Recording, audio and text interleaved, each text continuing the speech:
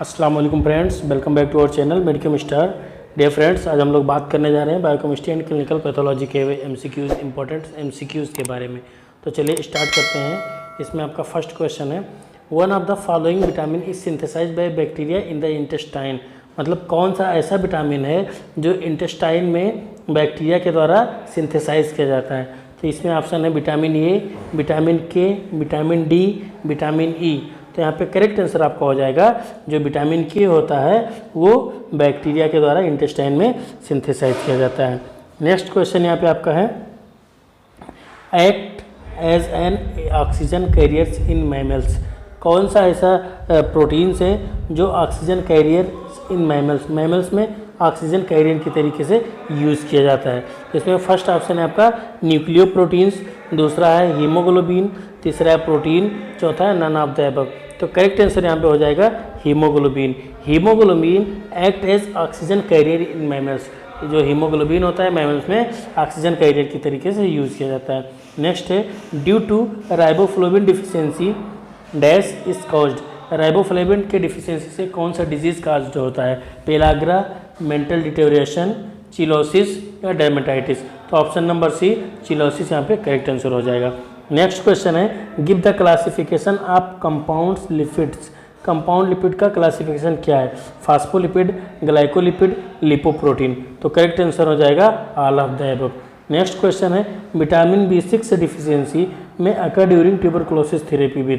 मतलब जो vitamin B6 का डिफिशियंसी जब ट्यूबरक्लोसिस का ट्रीटमेंट किया जाता है तो उस समय जो विटामिन बी की डिफिशियंसी हो जाती है किस ड्रग के साथ डिफिशियंसी हो जाती है? आइसोनियाजाइड, रिफाम्पिसिन, सल्फर ड्रग या थामीब्यूटोल। तो करेक्ट आंसर हो जाएगा आपका आइसोनियाजाइड। नेक्स्ट क्वेश्चन है आपका, कॉजेज ऑफ डिहाइड्रेशन। डिहाइड्रेशन का कॉजेज क्या होता है? Diarrhoea, vomiting, kidney disease, all of the above. तो करेक्ट आंसर हो जाएगा यहाँ पे all of the above. Next question है यहाँ पे आपका, xanthurenic acid index is reliable criterion for the deficiency of vitamin. तो इसमें फर्स्ट ऑप्शन है पेंटोथेनिक एसिड, दूसरा है थायमीन, तीसरा है पाइरिडॉक्सल, चौथा है राइबोफ्लोविन। तो करेक्ट आंसर यहाँ पे हो जाएगा पाइरिडॉक्सल। नेक्स्ट क्वेश्चन है यहाँ पे आपका, deficiency of vitamin D produce in children. अगर चिल्ड्रेन में विटामिन डी की डिफिशियंसी हो जाती है तो उससे क्या प्रोड्यूस होता है? पेलाग्रा, डर्मेटाइटिस, रिकेट्स या डिमेंशिया। तो करेक्ट आंसर यहाँ पे हो जाएगा आपका रिकेट्स। नेक्स्ट क्वेश्चन यहाँ पे, for determination of amino acid sequence of a protein dash is used. Amino acid के प्रोटीन के सीक्वेंस को पता लगाने के लिए कौन सा टेस्ट यूज़ करते हैं? Ninhydrin reagent, biuret reagent, Millon's reagent, Sanger reagent. तो करेक्ट आंसर हो जाएगा सेंगर रिएजेंट। नेक्स्ट क्वेश्चन है, dash is the inactive form of enzyme. जो एंजाइम होता है कौन सा ऐसा एंजाइम है जो इनएक्टिव एंजाइम के फॉर्म में प्रेजेंट होता है? तो फर्स्ट ऑप्शन है प्रो एंजाइम, दूसरा है जाइमोजेन, तीसरा है बोथ ए एंड बी, चौथा है ऑल ऑफ द अबव। तो करेक्ट आंसर हो जाएगा option number C both A and B. Next question है, the deficiency of folate causes. जो फोलेट का डिफिशियंसी होता है उससे क्या काज होता है? परनीसियस एनीमिया या मेगालोब्लास्टिक एनीमिया, तीसरा है माइक्रोसाइटिक एनीमिया या हीमोलाइटिक एनीमिया। तो करेक्ट आंसर हो जाएगा मेगालोब्लास्टिक एनीमिया। नेक्स्ट क्वेश्चन है, सिम्टम ऑफ ऑस्टियोपोरोसिस। ऑस्टियोपोरोसिस का सिम्टम्स क्या है? Pain of spine, loss of height, fragile bones, all of the above. तो करेक्ट आंसर यहाँ पे हो जाएगा all of the above. Next question हो जाएगा आपका, vitamin A is synthesized from. जो विटामिन ए होता है वो किससे सिंथेसाइज होता है? सुक्रोज से या बीटा कैरोटीन से या फोलिक एसिड से या ऑल ऑफ दीस से। तो करेक्ट आंसर यहाँ पे हो जाएगा आपका बीटा कैरोटीन से। नेक्स्ट क्वेश्चन है, डिफिशियंसी ऑफ जिंक कॉजेज। अगर जिंक की डिफिशियंसी हो जाएगी तो क्या काज होगा? Growth failure, skin manifestation, delayed wound healing या ऑल ऑफ द अबव। तो करेक्ट आंसर हो जाएगा all of the above. Next question यहाँ पे हो जाएगा, गिव वन एग्जांपल ऑफ हेट्रोपॉलीसेकेराइड्स। हेट्रोपॉलीसेकेराइड्स का एक एग्जांपल बताइए। मतलब दिए गए ऑप्शन में से कौन सा आपका हेट्रोपॉलीसेकेराइड है? तो फर्स्ट ऑप्शन है आपका हाइलोरोनिक एसिड, दूसरा है सेलुलोज, तीसरा है स्टार्च, चौथा है रेफिनोज। तो यहाँ पे आपका जो करेक्ट आंसर हो जाएगा वो हो जाएगा हाइलोरोनिक एसिड। नेक्स्ट क्वेश्चन यहाँ पे आपका हो जाएगा, one of the following is reducing sugar. कौन सा आपका रिड्यूसिंग शुगर है? तो यहाँ पे फर्स्ट ऑप्शन आपका हो जाएगा आइसोमाल्टोज, दूसरा है सुक्रोज, तीसरा है ट्रीहेलोज, चौथा है नन ऑफ द एबव। तो करेक्ट आंसर हो जाएगा आइसोमाल्टोज। नेक्स्ट क्वेश्चन है it occurs when the amount of water loss from the body is more compared to the sodium loss. तो इसमें फर्स्ट ऑप्शन है हाइपरटोनिक, दूसरा है हाइपोटोनिक, तीसरा है आइसोटोनिक, चौथा है नन ऑफ द एबव। तो करेक्ट आंसर हो जाएगा हाइपरटोनिक। नेक्स्ट क्वेश्चन है an L isomer of monosaccharides formed in human body during uronic acid pathway. कौन सा यल आइसोमर ऑफ मोनोसेक्राइड्स है जो यूरोनिक एसिड पाथवे के दौरान ह्यूमन बॉडी में फॉर्म्ड होता है? तो पहला है इसमें यल जाइलोज, यल इरिथ्रोज, यल रिबुलोज या यल फ्रक्टोज। तो करेक्ट आंसर हो जाएगा यल जाइलुलोज। नेक्स्ट क्वेश्चन यहाँ पे आपका हो जाएगा fats are liquid at room temperature. जो फैट्स होते हैं वो रूम टेम्परेचर पे लिक्विड होते हैं, सही है या गलत है? तो जो फैट्स होते हैं वो सॉलिड्स होते हैं, तो यह गलत हो जाएगा। नेक्स्ट क्वेश्चन है one of the following is an enzyme required for glycolysis pathway.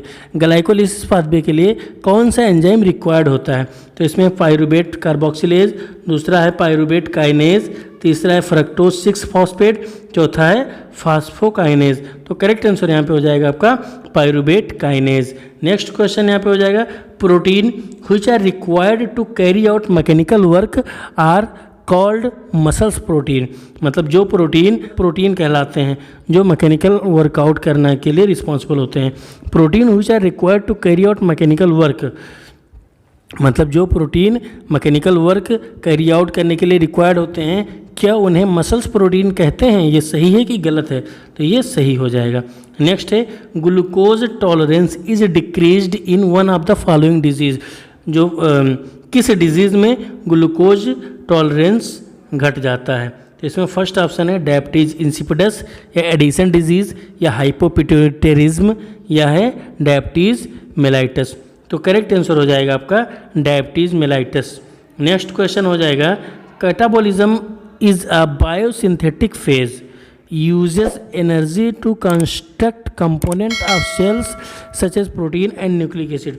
सही है या गलत? तो ये आपका हो जाएगा फॉल्स। नेक्स्ट क्वेश्चन है in carbohydrate metabolism all of the following hormones is involved except. Carbohydrate के मेटाबॉलिज्म में कौन सा हार्मोन इन्वॉल्व होता है एक्सेप्ट देन?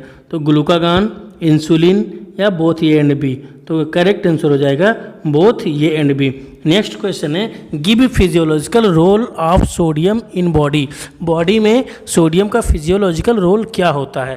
तो उसमें आपका फर्स्ट ऑप्शन हो जाएगा to maintain acid base balance, दूसरा है required for maintenance of osmotic pressure and fluid balance, तीसरा है required for normal muscles irritability and cell permeability, next है ऑल ऑफ द एबव। तो करेक्ट आंसर यहाँ पे हो जाएगा आपका all of the above. Next question आपका यहाँ पे हो जाएगा for converting glucose to glycogen in liver an essential component is. मतलब ग्लूकोज को ग्लाइकोजन में कन्वर्ट करने के लिए कौन सा एसेंशियल कंपोनेंट्स होता है? यूटीपी या जीटीपी या जीएलयू फर्स्ट या लैक्टिक एसिड। तो यहाँ पे करेक्ट आंसर हो जाएगा आपका यूटीपी।